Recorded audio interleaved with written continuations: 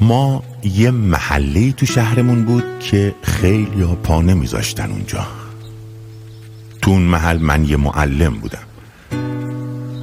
معلم بچه دبستانی ها.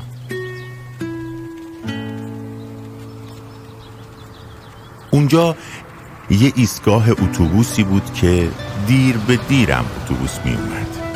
یه پیرمردی پشت این ایستگاه بود، کفش جامونده ها رو بخیه میزد.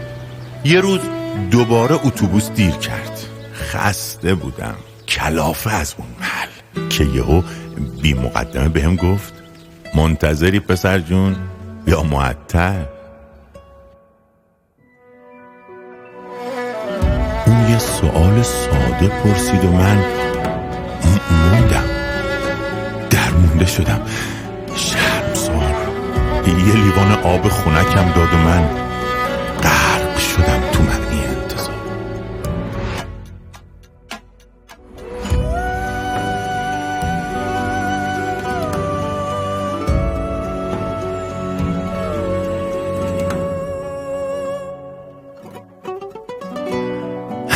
رو تخته سیاه اون سوالو عمری نوشتم با سفید ساده، سوالی که عمرمو پاش گذاشتم، سوالی که حالا جواب داده. چه بچه هایی که توی درسشون یکی یکی جلو زدن از خودم، چه بچه هایی که پزشکی خوندن، خودم مریض خیلی هاشون شدم.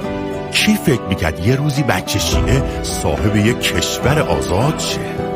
موشک کاغذی این بچه ها کی فکر میکرد یه روزی پهپاد شه؟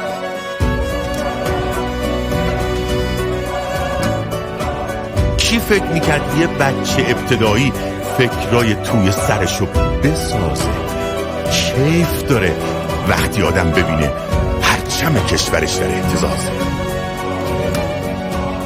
چه بچه هایی یا علی گفتن و چه وزنه هایی رو بلند کردن، فقط زبونی رو علی نگفتن، کارشون رو علی پسند کردن.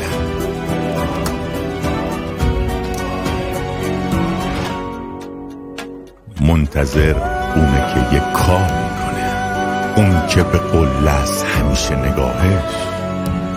هر کی میخواد شکوهش رو ببینه باید بیفته از سرش کلاهش، باید بیفته از سرش کلاهش، باید بیفته از سرش کلاهش.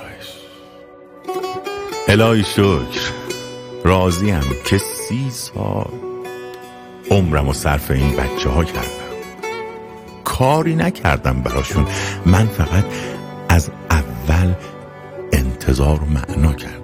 یه منتظر با ایمان و تلاشش روزای سخت و پشت سر میذاره، یه منتظر محال تنها بشه، یه منتظر امام زمانو داره، یه منتظر